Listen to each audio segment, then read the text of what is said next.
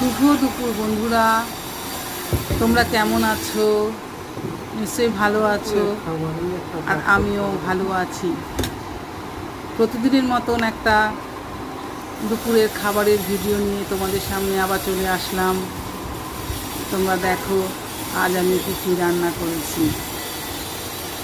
আজকে খুব কম সময়ের মধ্যে, আসলে 9:30টার মধ্যে তো এরা সবাই অফিস চলে যায়। ওই টাইমের মধ্যে রান্না করতে খুব অসুবিধা হয় বিভিন্ন পদ, তাই খুব সামান্যই রান্না করতে পারি।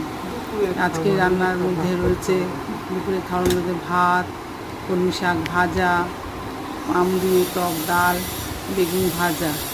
এইগুলো এত গরম পড়েছে, এই টক ডাল ছাড়া খেতেই পারি না। মনে হচ্ছে একটু টক ডাল দিয়ে ভাত খেলে মনে হচ্ছে তৃপ্তি হয়।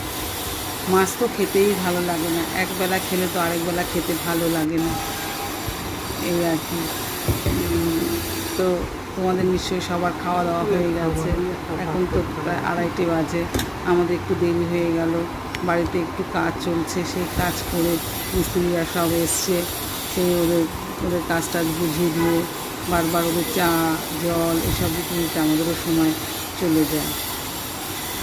ভালো থেকো বন্ধুরা, সুস্থ থাকো।